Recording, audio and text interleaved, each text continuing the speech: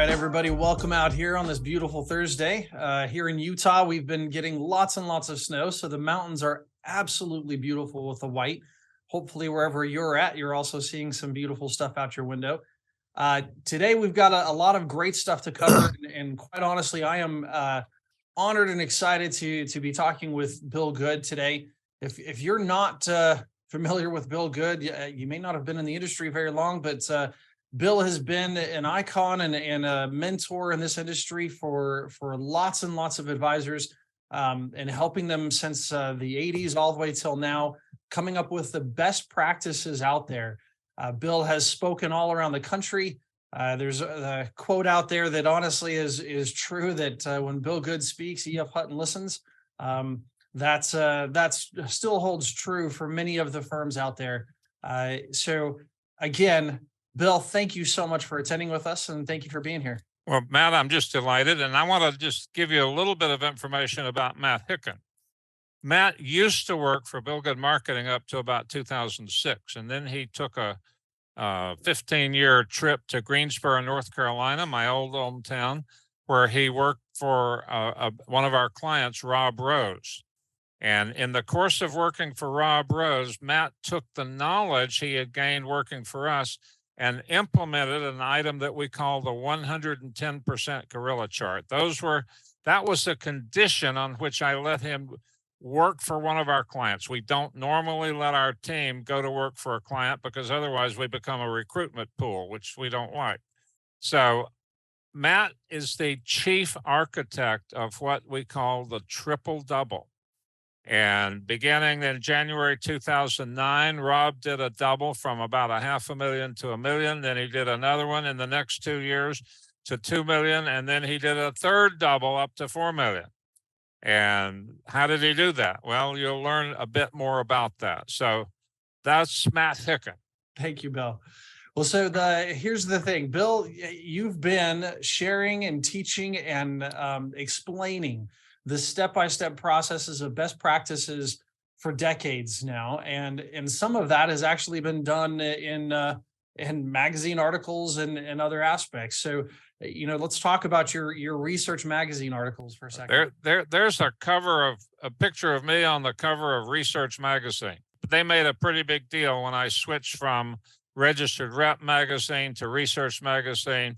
And I've written now, I think, 392 feature articles, and they're all how-tos, and they're out there.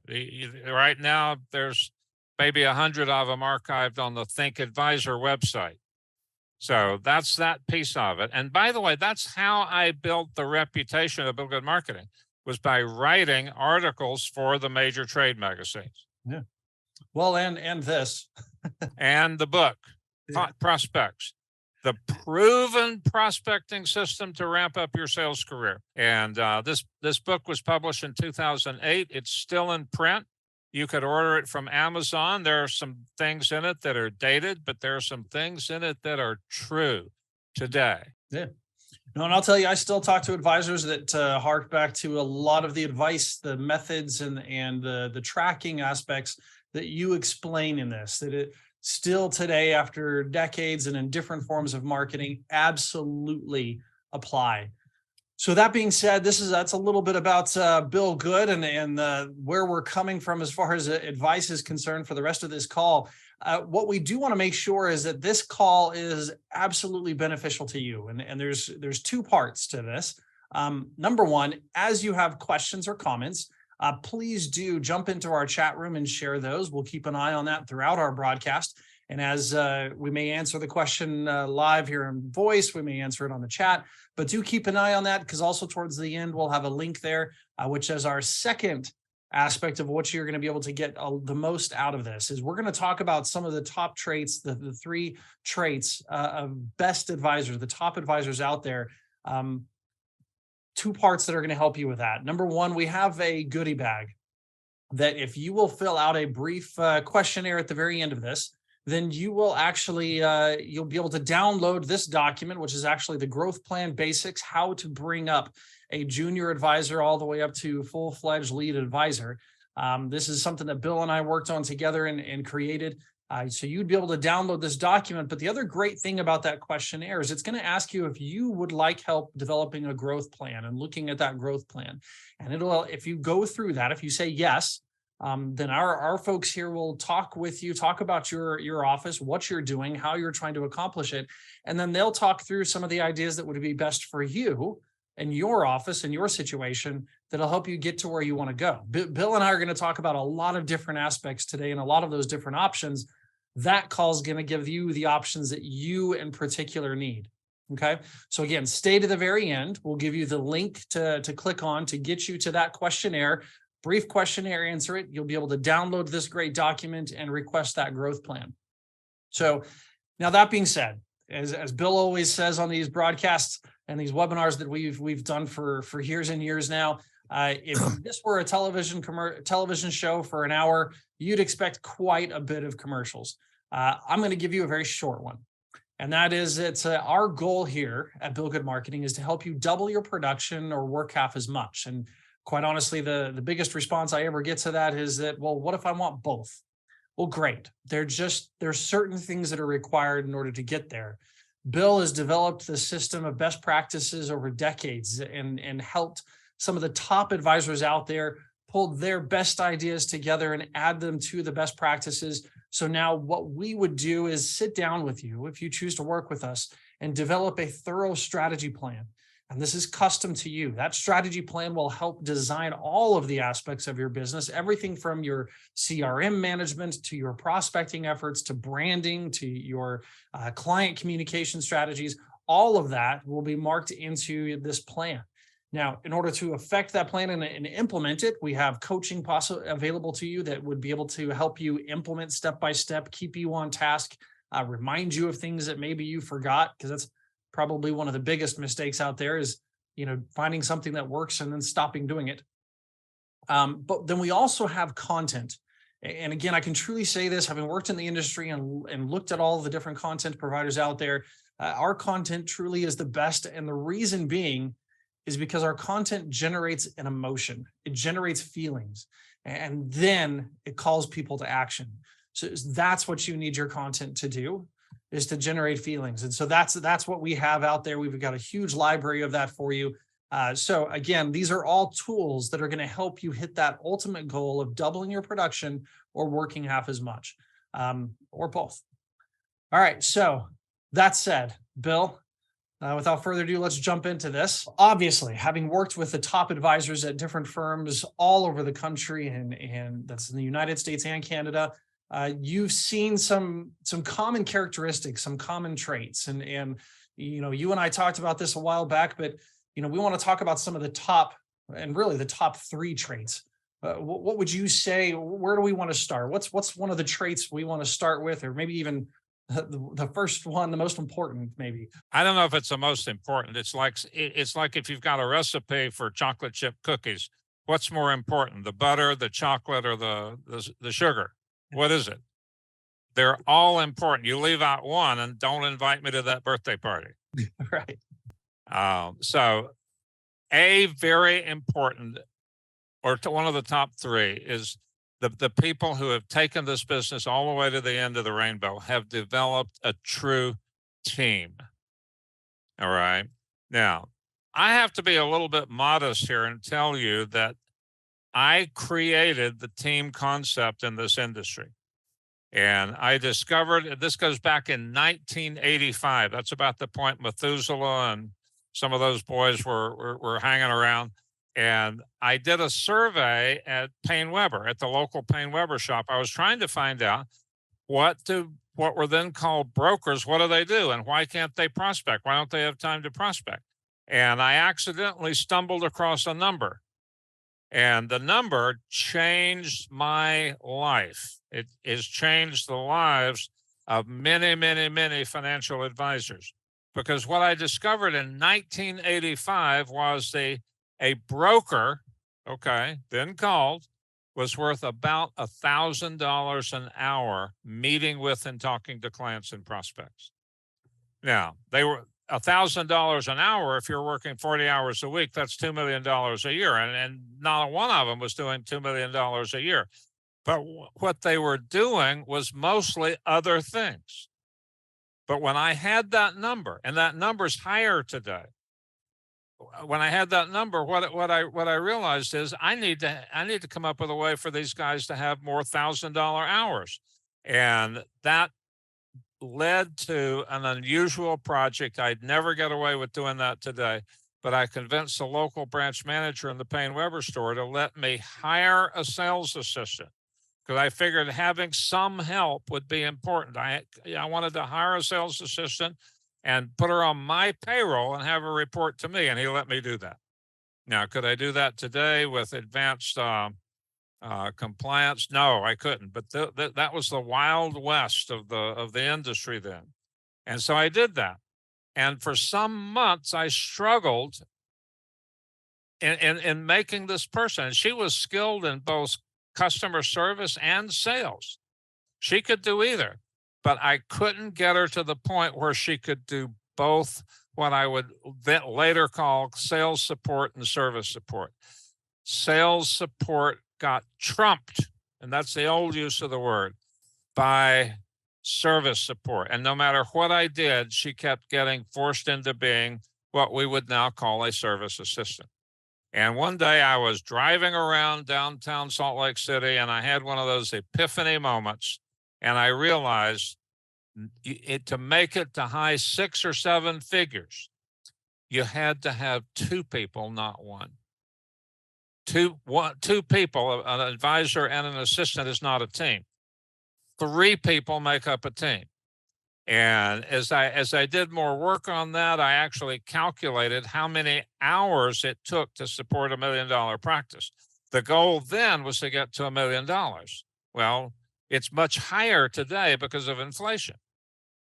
But I concluded that you had to have a team, and I defined that team as 2 or more people, each with a defined role, with a common purpose and sharing a common knowledge base.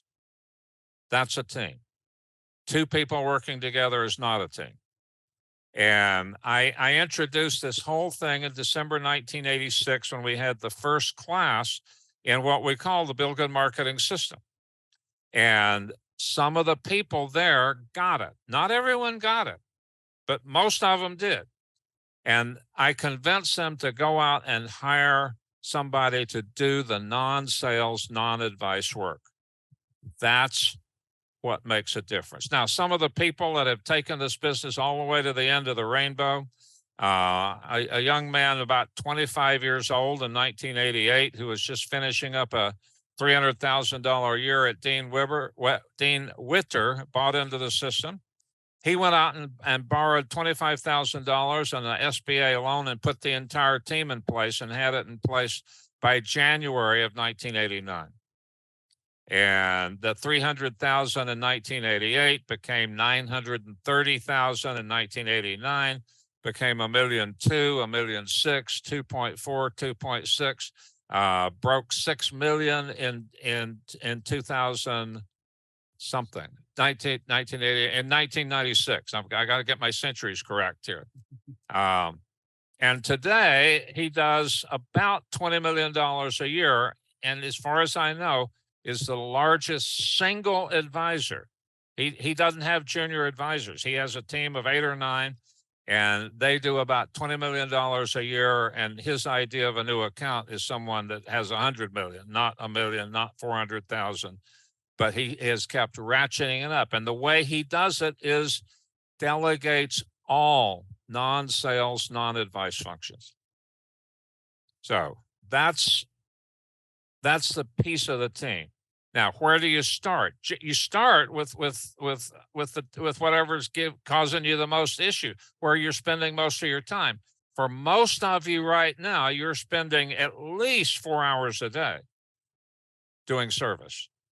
So you're spending, let's say, $1,500 hours, and you're becoming a $25 an hour service assistant. How smart is that?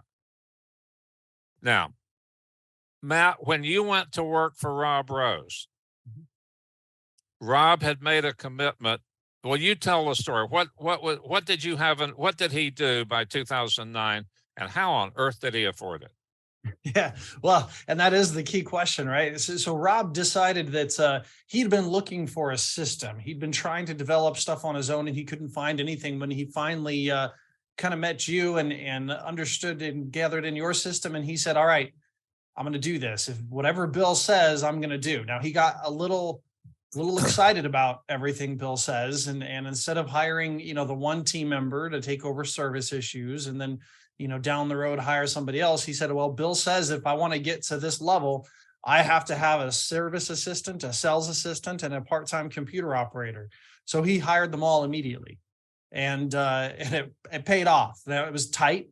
There was some cinching of the belt for a little bit, but it paid off significantly because we doubled production there in a couple of years, and then changed firms, and then did it a few more times. Now, Rob found here's the thing. In 1985 and 6, the goal was to become a $1 million producer. A couple of years ago, I began to be aware that there were advisors who were making it to $1 million with one team member. But hey, I went back and found an inflation calculator, and the $1 million in 1986 or so is now 2.4 million. So if you want to make it to the equivalent today of the $1 million in the early to mid to late 80s, the goal is $2.5 million. And you can't do that by yourself. There are not enough hours in the day. Yeah. So you don't have a team, we can help you with the team. We have resources such as job descriptions, pay scales, ads that you can run to attract the right type of person. We have training for team members. And it's not that you're just going to hire somebody and say you're the service assistant, or you're the sales assistant, or you're the business development manager. We have the tools to get those precise roles implemented in your practice. Definitely. Well, and I think this trait is one of the critical ones, because it and in some ways plays into the next one we'll discuss, in that advisors have to recognize what they can and can't do in a day, and then go forward and get done what they need to get done, and delegate everything else. So let's talk about that second trait then, Bill. What's the second trait? All right. You got to work smart and hard. Now let's focus on the smart, because most of you are doing the hard part.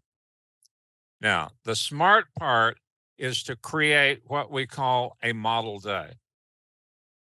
And a model day is a series of time blocks which together cover all of the tasks necessary to grow a business. But instead of having a day where you come in, you get your coffee, you read the Wall Street Journal or whatever your online reading is, and then you have to take a call from your best client. She calls and wants to chat. And then you've got a couple of other calls to some wholesalers you make, and now it's time for lunch. A time block is an hour or more of doing the same thing. So your day might consist first of a time block to plan your day.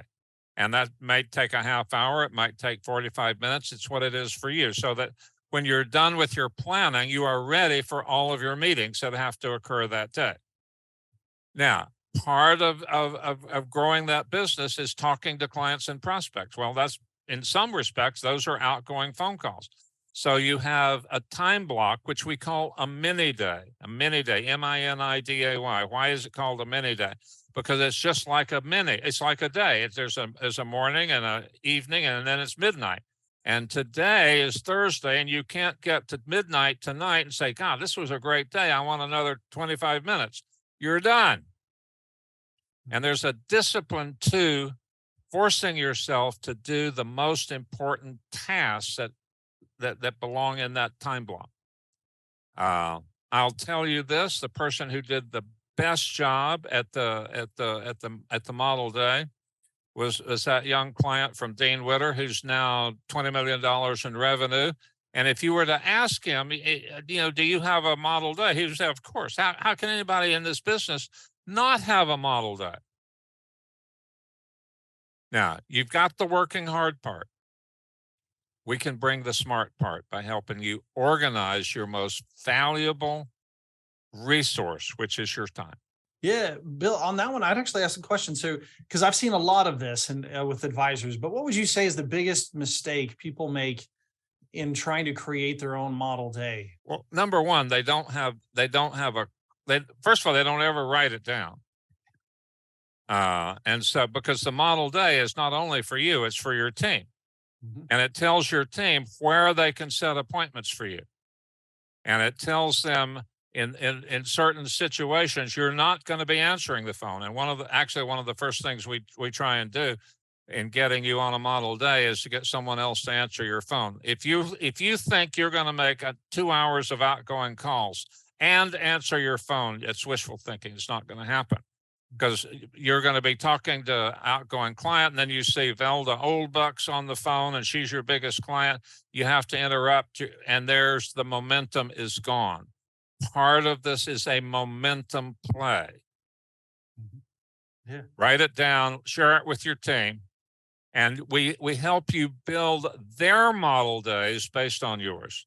And everybody can have a model day. I think that's the critical piece that I would just add to that, is that I've talked to a lot of different team members who think, oh, but my particular job role can't have a model day. I can't plan for certain things. And I always disagree with that. You can always plan for things that happen. Yes, you can't plan that Mr. Big is going to call in at exactly 10:03 in the morning, but you certainly can plan some of your proactive time and when you're going to block yourself out for taking care of different things that need to be done, and prioritizing your activities. The other thing I would say on this too, Bill, and I know you've kind of pioneered this back when you did software, is automating a lot of your processes. So why don't you speak on that? Just looking at some of the processes you affect in the office on a regular basis, and how do we automate that? Well, we've probably automated. I guess one of these days I should count it, but it's probably 150 processes. Some of them are very simple. How do you confirm an appointment so that they show up on time, saving you your $1,500 an hour time that you would set aside for them? So we have a process for confirming an appointment. We have a process for bringing a referral online. We have a process for staying in touch with people between personal contacts. We have, and it just goes on and on and on. Now, the beauty of a process is you can get better at it. Mhm. And what might have taken you an hour now might take you 30 minutes, now might take you 15 minutes. And it's because you got it working and you were able to delegate all of the pieces you didn't have to do. And by having processes to manage your team, they know what to do and you know what they're going to do. And we don't have any surprises. Definitely.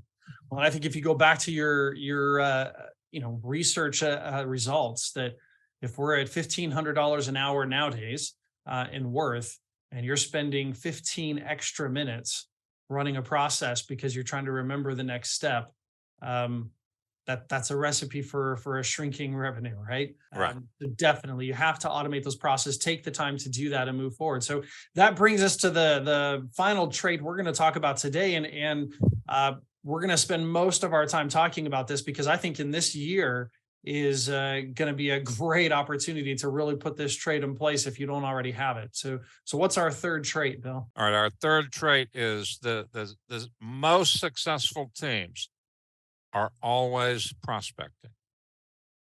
So they started out a little team and then they got to be a big team and they kept prospecting, and they got to be a bigger team and they kept prospecting. And one of the clients that I did some personal coaching with, I'm still doing some personal coaching with 4 years ago, was kind of a finance tech head guy. And last year he brought in $85 million. And I started him out giving seminars, and we got that going. Well, he just kept doing that. And some of those seminar clients have sold businesses, and it's been all kinds of things that have happened, but he's still doing it. And he will continue to do it. And this particular young man's only 36 years old. And so you can take a look at him. You can take a look at, I just talked to a client of mine at LPL. Last year in 2021, they brought in $70 million. They were a little bit off this past year. It was 60 million, and they don't like that. And they're going to ramp it up even more. Why? Well, there's two fundamental reasons why this is so important. One of which is there's short-term pain if the value of your portfolios drops in the event or in the current diminished market. Okay, so S&P is down, whatever it is, 20% right now. If you're invested in S&P index funds or whatever, you're down 20%. Not good, not good. So there's a short term, but there's something even more fundamental in that. It's momentum. Let's just say that you have built a substantial business. You're doing $2 million a year, $1.5 million, whatever. You're comfortable. Life is good. Your house is paid off. Your kids have all gone to the schools you wanted them to go to. Their education was all paid for. They didn't have to work in the cafeteria or a dry cleaning store or anything like that. You're comfortable. What happens if you turn down the energy that you're putting into your business? And let's compare you to, let's say, a big cruise ship. And if the captain of that cruise ship gives the command, all stop, that ship is going to go about 1.75 miles and take an hour, about an hour and a half to stop. And that's with reversing the engines and all that, because there's a momentum. So as you decide, I think I'm going to not do my monthly drip letter. I'm just going to do, it's so much easier to do electronic.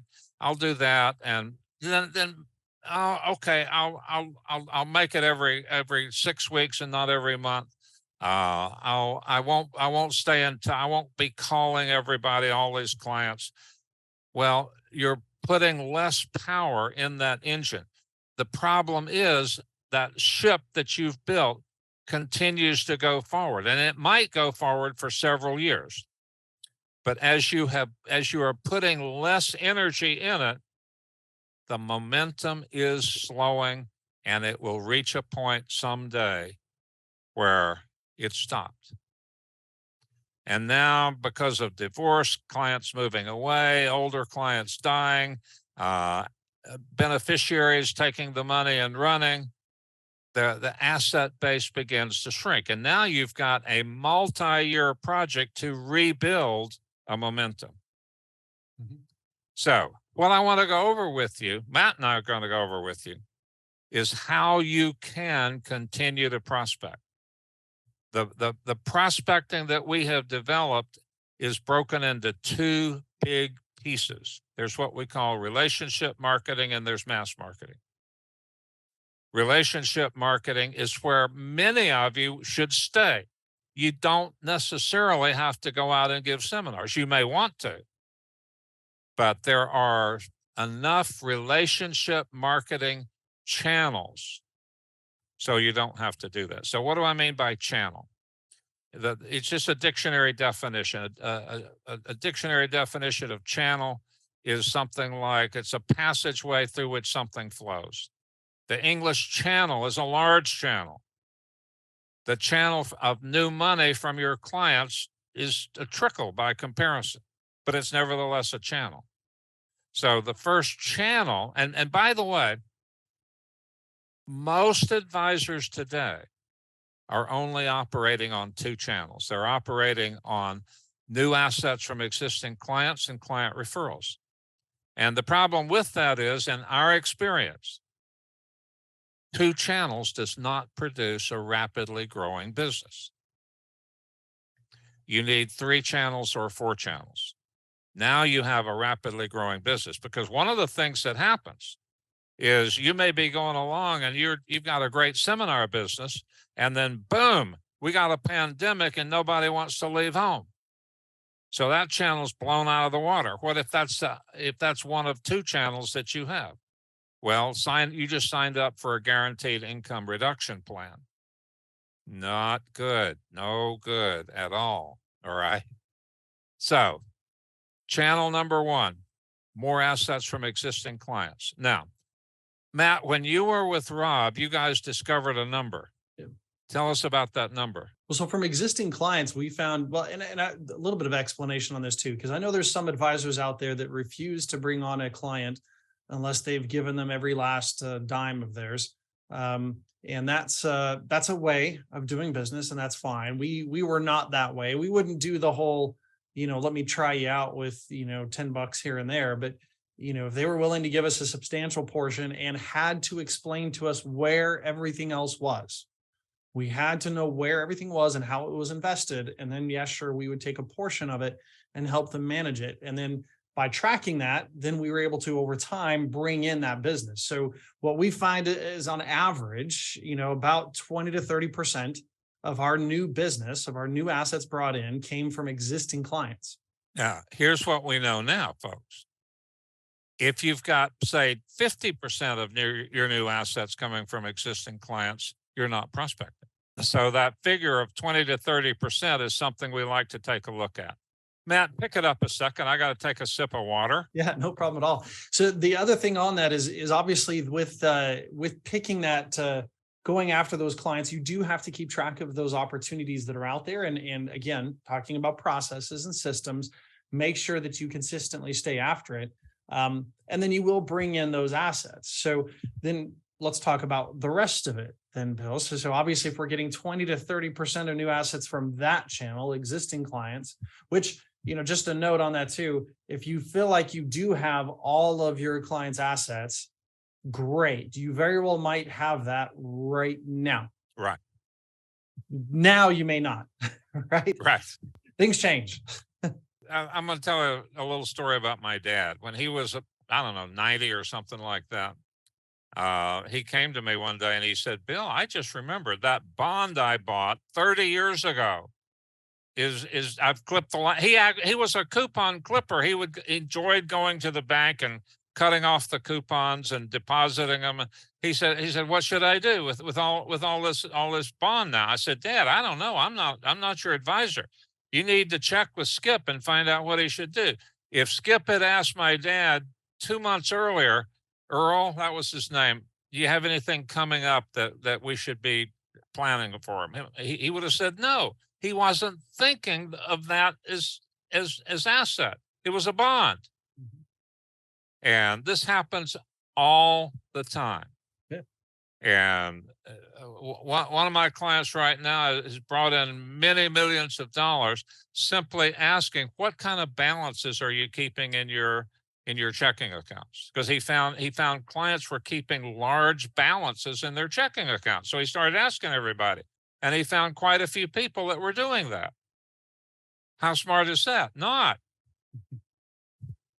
All right. So there's assets from current clients, and there's assets from client referrals. That's another channel. And most advisors don't do anything for this for doing this. They try and provide good service, they do good investing, but they don't do what we call promote referrals. Now, as you implemented our system in Rob's office, Matt, how did you promote referrals? Every way possible. It was one of the things that you taught me earlier on, is that top of mind, right? You have to keep it top of mind. Nobody's going out there to a party and saying, leaning over to their neighbor and saying, hey, so how many annuities do you have? Have you consolidated that? Or, hey, when your financial plan, that's not what people talk about. But what they do talk about is the experience, their concerns, their frustrations. And if in their top of their mind is, hey, my advisor helps solve my frustrations in this area, then at those parties, as people are mentioning that, they say, oh, I remember, you got to go talk to my guy. And so the key is through email messages, through letters, when you speak with them verbally, when you meet with them, you are consistently letting them know that, yeah, you may not think of anyone right now that could benefit from having all of their assets all broken down into one picture. But if you're talking to anybody that's frustrated or concerned about the markets upcoming, and this is what we found for us and for you as our client, is that knowing that picture at all times is what solves that frustration. So if you come across anybody that's frustrated about the economy or the markets, send them our way. We'll help them solve it. And that kind of a constant message is going to get them to pass people on your way. Right. Now, the important thing here is what we don't do. We don't solicit referrals ever. Who do you know in the Rotary Club I could call? That puts the client on the spot. They really do want to help, but you just put them on the spot and made them feel uncomfortable because they don't know anybody right now. So we just gently and persistently remind them that you value and accept their referrals. And by the way, if they send you their poor nephew, unless this person is just a complete no fit, you have to take them. Because if you don't take the little one, they won't send you the big one. Yeah. All right. So that's a second channel, is referrals. Now, a third channel, and I know you guys also made a lot of benefit of this one, Matt, is introductions. Mm-hmm. And we define an introduction as what occurs when a client brings someone you want to meet to an event and introduces you. Mm-hmm. And the events are key. So we have developed an entire event strategy. Now, I got bad news. Putting on some of these events are expensive, aren't they? Oh, yeah. Yeah, lots. But the good news is the ROI on them could just be out the top. Mm-hmm. So you did social events, you did big ones, you did small ones, you did tiny ones, you did all kinds of events. Yeah, and it's interesting is talking to the top advisors that I work with now all over Canada and the United States, is every single one of the top advisors that are consistently growing are regularly running client events, and they're doing it for that reason. I mean, yes, of course, to provide great service to those clients, to continue to develop those relationships, but they're doing it to give their clients an opportunity to introduce their friends and family. And so, yeah, there are two types. I mean, there's the bigger ones, right? Typically education in nature. Sometimes they can be appreciation, but even those appreciations are often educational, right? So we ran events like Antique Roadshows, and that was a ton of fun. We raised some funds for a great organization. We did just a straight out fundraiser where we raffled off and talked to local community businesses and gathered in different items to raffle, and we're able to raise funds for a great cause. But again, had a band and other things, and it was a great opportunity for people to get together and for us to meet them. We did education events, sitting down and talking through. Hartford has a great presentation called 8,000 Days. That presentation is fantastic for educating your clients. And of course, we want all of their friends and family to also be educated and have all that information. So we would have them invite those people too. And the key to that invite is you have to be excited about the topic. It can't be something like, well, yeah, Bill, I mean, we're going to be talking about 8,000 days in retirement. And, if you want to bring a friend along, that'd be great. Right? Nobody wants to come. Right. You have to really be excited about what you're going to talk about. But those big education events can be phenomenal. And then the second ones that are even more funner. Yeah, more funner, in my mind, are the small ones, right? The small social events where you actually get together and 8 groups of 8 to 10 and just do something that everybody in that group is going to love. So we did meal pairings, for example, and had clients bring along friends or neighbors and just had a chef come out, talk about the pairing, had a wonderful meal together. There's just something about being able to talk and break bread that allows you to build up trust to the point that by the end of the night, they're seeking you out. They're coming up to you saying, hey, Bill, this has been great. It's so much easier to talk to you than my advisor, or whatever the line is, but I think we need to talk. Right. And that's a wonderful moment. But you have to give them those opportunities. All right, let's take another channel. So we've got 3. The fourth one might be strategic partners. Yeah. Most of you guys listening to this, if I ask you, do you have any strategic partners? You'll say, oh, yeah, attorney and accountant. And my next question is, does the attorney and the accountant, did they send you referrals? Oh, no. I've been sending them referrals for years, and they tell me that they give my business card out, but they have no control over whether anybody calls me. Well, you don't have strategic partners. You have a strategic one-way street. And Rob and Matt and their team built true strategic partners. Yeah. And you had, what you were doing, like 20 million a year from the strategic partner channel. Yeah. Between 20 to 30. Yeah. Okay. It was usually about the other half of our growth came from strategic partner referrals and introductions. And so the key there to me with the strategic partners, number one is a lot of the different partnerships that are out there. Typically it starts because, hey, we started a relationship and maybe at some point in time that CPA gave you a referral, but that was years ago at this point. And you're not sure what's going on right now. Honestly, the stat is that 90% of the CPAs out there are not going to work out as a strategic partner. They just don't refer to advisors. And part of that might be because maybe they were burned by a financial advisor early on in their career.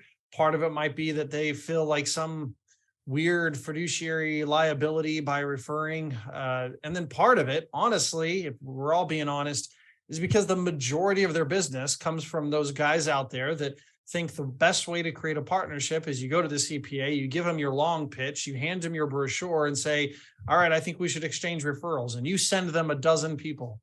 And oddly enough, they never send any back. Well, guess what? There's enough of you out there that they've just built a wonderful business by getting a dozen referrals here and there from these different advisors that show up, and that brochure goes in the same location. We call it the round filing cabinet here in our office. And it's gone, right? We're good. And they're not going to kill their referral source by taking those referrals they got from an advisor and giving it to somebody else. So they just don't do it. So we have to look for the ones that do. And now, more importantly, what I'm seeing now across the country, and it's something I wish we would have delved more into, we did some, but I wish we'd have pushed harder into it, is going outside of the typical CPA and attorney. Take a look at those relationships. Any situation where a professional is in a position to discuss the financial picture and ultimately their objectives of a family or an individual, that could be a potential referral source. So things like retirement communities, go to their events coordinators and try to get in as a speaker or to host an event at the different retirement communities. Talk to even car dealerships. Luxury car dealers could be a great referral source I've seen out there. Medicare specialists. You have to train a little bit on what exactly it is you're looking for and where you specialize as far as size of client. But that can be a great referral source. Real estate, anything in real estate can be a great source of business. Yes, CPAs and attorneys work. We had a couple of CPAs and an attorney that did give us business on a regular basis. It does work. You just have to operate on I guess the key word to it. And we've got this whole strategy written out step by step of exactly how to set these up and keep them going. But if I were to give it a key word, it would be you need to be consistent. You need to be consistent in front of them and showing your brand as a trusted advisor, that you're knowledgeable, you're willing to help, and you actually want to form this relationship to help people in the community. So as long as you have that set up and you follow this process, you'll get all the leads you need from that particular channel. All right. This is 4 out of 5 relationship marketing channels. The fifth one is your social connections. These are the people that you may network with as a board member, a church member, a neighbor, people that you play golf with, that you go skeet shooting with. And in some of the cases, you are connected to very high net worth people. And the trick is to be able to keep your name in front of them without soliciting them. And that's what we figured out how to do. And we've done countless surveys. And one of the survey questions is, in addition to referrals, how do you prospect? And far and away, the second biggest channel, or the second biggest answer, is networking. Well, okay, so you're out there networking. possibly several hundred people that you would love to do business with. How do you get them to come to you? That's what we answered in the connections campaign. All right. And it may be the biggest source for some of you of high net worth and ultra high net worth clients. Now, those are 5 network channels. We have some mass marketing channels. The mass marketing channels start with seminars. Are seminars working today? Absolutely. Absolutely 100%. My client who brought in 85 million, he's already got his January, February, March seminars scheduled. All right. And he's filling 2 seminars a month. And he's got it worked out that most of the people attending have at least $1 million investable assets right now. So just know that one works. Now, what about cold calling? Is that a viable way to do it? Absolutely. It just has to be done, let's call it immodestly the good way. All right. The old way, where you could make 200 calls a day, not good anymore. You have to do pinpoint targeted cold calling. There are list resources that we know about. There are scripts, there are letters and emails and social media that you follow with. And that is also a working channel. Well, I'm going to jump in here real quick, Bill, because on that, you and I have talked a lot about this, and a lot of you guys that are on this call, if you've been in the industry for any amount of time, that is probably how you grew and how you started out. And now you've got a junior, right? So just to put in a plug, if you'll stay to the very end and answer our brief questionnaire, the documents you'll get is how to bring up that junior in the right way, or the good way, because that, and a part of that could be this pinpoint targeted cold calling. Because one of the critical aspects, Bill, that you've taught me about this, and I'd love to hear your thoughts on it too for everybody else, is that it's the number of conversations they're having, right? They can't sit around and do service and take an incoming call from a few clients and now understand the intricacies of conversation in order to go out there and close new business. They have to have conversations, right? Absolutely. And one of the things that can help that is your social media campaign and getting people familiar with you, so that when they hear the name Reliable Securities or whatever your company name is, oh, maybe I ought to talk to this guy. I've heard from him now, possibly several times by letter, by email, by social media, and maybe a YouTube video. So you're not unknown. And maybe it's not even a cold call anymore. Yeah. All right. Talk a little bit, Matt, about social media and its role. Yeah, there's several different aspects. And this is always one of the questions that we get as far as the digital marketing and how to go about that. And the way we look at digital marketing is that it's the branding side, right, of creating your channel. And when you pair it with some of these other channels, like seminars, like webinars, like the event marketing with your clients and getting introductions, just like radio and television ads, getting your name out there with that right brand is going to help, right? So we know that having a social media presence that is consistently updated, that is interacted with, is also going to help your search engine optimization, meaning when people search you, they will find you, right? Which is something Bill has always said, when it comes to digital marketing, be found and look good, right? We don't want to be found and, the top article is, your FINRA misconduct labels, right? We want to be found and look good. And the way we do that is by just throwing a lot of good stuff out there on social media, on your website, regularly updating that. As Bill said, video is a fantastic way of increasing your search results and getting up there with good material. But make sure that you look good. All of that is, yes, it has the possibility of bringing in new business, but I've talked to lots of different teams, some actually that were doing a fantastic job of bringing in business just through their digital marketing. Typically, they spent thousands and thousands of dollars trying to fine tune it. And they always had a few things in place, right? They had it at the right time, directed to the right market, and they used the right message. And the fascinating thing that I've found is that when other people have then said, because inevitably those advisors that find that hit that sweet spot, they go out there and they tell everybody, look, digital marketing, you spend a few $1,000s with me, I'll tell you exactly how to get this stuff done. And you go and you replicate it. But for some reason, maybe it's not the quite right time for your area. Maybe it's not quite the right market, or maybe it's not quite the right message, and it doesn't work. And you spend thousands of dollars trying to do it. And I've seen that time and time again. To me, the best method that I've seen work every single time is to use your digital marketing to create your brand, to be out there, to look good, and then use these other channels to augment that and then bring people in. So use our LinkedIn campaign that we have out there to go out there and drive new connections and new contacts to either come to a one-on-one lunch meeting or out to a webinar. So these other channels like webinars and seminars are a great way to convert those digital leads into actual clients and actual appointments. And what you're really doing when you do that, you are building a bridge between the real world and the virtual world. And too many of the digital marketing campaigns are virtual only. You may only ask for someone's email address. You may never get a reply back. You may never be able to talk to them. You don't have a prospect. All right.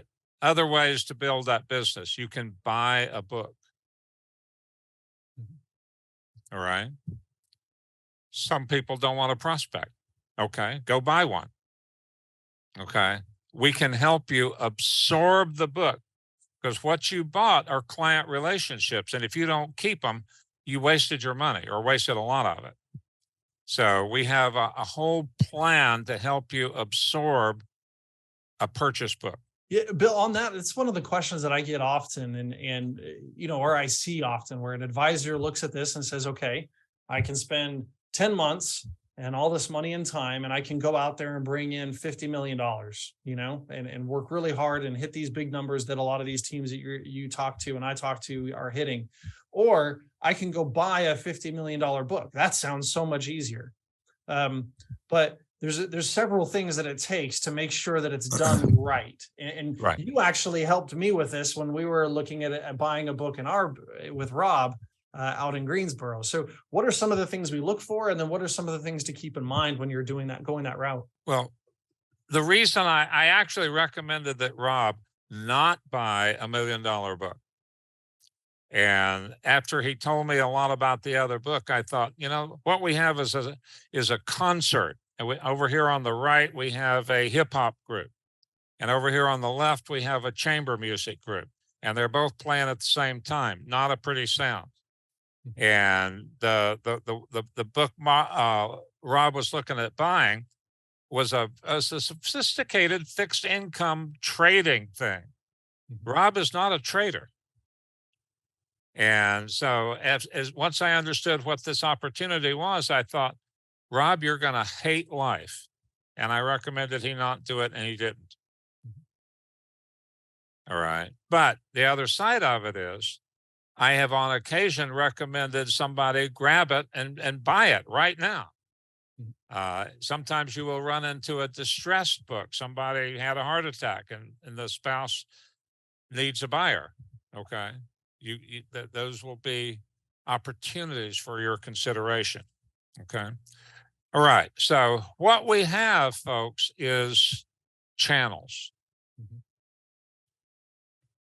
You would never consist all 9 or 12 or however many we have. You need 3 or 4. You have 2. We want to help you strengthen the first 2 and add 1 or 2 channels. And that will enable you, once you have all of this in place, to continue to grow your business. And by golly, if you just keep doing it, after 15 or 20 years, you're $1 billion book. So that's all I got. What do you any comment? Have any questions, Matt? Yeah, well, and I would say if anybody else has any questions, please drop them into the chat. Would be happy to answer those. Bill, one of the common questions I get, and I know you do too, is what kind of percentage budget, right, would you put on the marketing efforts on this last trait of always be prospecting? Probably 15% of the gross. Yeah. I want to give you an example. One of our clients who spoke at our conference last year, I asked him how much money he's spending on marketing. He said about $80,000 a year. So I said to him, how much money is that bringing in? He said, well, it's bringing in about $250,000 a year. That's recurring revenue. So would you spend $80,000 a year for 1 year of recurring revenue? How about 20 years? And it's actually can be considered highly profitable if you only break even your first year, because you just bought another 19 years of recurring revenue for that amount of money. And the return on spending money wisely, Definitely. is phenomenal. 100%. And I have seen teams that, do just relationship marketing, get that down to 10%. And then I've seen other teams that are shooting for the stars immediately in the first year, and they get up to 20%, or some go higher, but I don't think that's necessary. I think, again, you find the right channels and you stick to them and you do it right, like you said, and with spending in the right areas, and you're going to hit those goals. The other question that I also get often is, how do you choose the right channels? Well, you've got two. Yes. Try one that you like, that you think, yeah, I like that. I'm interested in that. I like to socialize. Okay, so maybe your third one is introductions. But you don't want to deal with attorneys and all of these guys, so you don't want to do strategic partners. You really are not socializing. Okay, well, let's try seminars. Well, you pick one, and you get organized. You do the right things to prep it, and then you go do it. And then if it doesn't work for you, okay, well, sometimes it doesn't. You pick another one. But you look to have 3 or 4 channels all the time that are bringing in new business. Yeah, and we've got all of those different channels, those 12 channels, in order by ROI, and always starts with the relationship marketing, as you said, Bill, and we can work your way through it, as our coaches here can help you with that. But a key answer to that question is going to be you answering the questionnaire that we're going to post here. I'll show it up on the screen. If you'll go to this link and answer our questionnaire, you'll have the opportunity to ask for a growth plan. And one of our folks here will talk to you. I will interview you, talk about your business, look what you're trying to accomplish, and let you know. They'll help you see the different channels you need to implement in order to hit those goals. And then our team can help you with the content, the coaching, and all of the other systems necessary to do that in the most efficient way possible. The other thing you'll get when you answer this questionnaire is that document that I mentioned. If you're thinking about bringing on a junior advisor, or you have a junior advisor and you're not sure of the next step to get them to progress, read this document. So go ahead and click that link in our chat, or type it up if you'd prefer, for using this link here on the screen, and go answer that questionnaire. Take the time to do that. That said, Bill, always a pleasure. Always fantastic advice. Thank you so much for joining us and providing this wisdom today. Well, Matt, thank you for your insight and your wisdom. Methinks we make a good team. Oh, yes. Yeah. Many more years to come. All right. Thank you, everyone. I hope you have a wonderful rest of your day.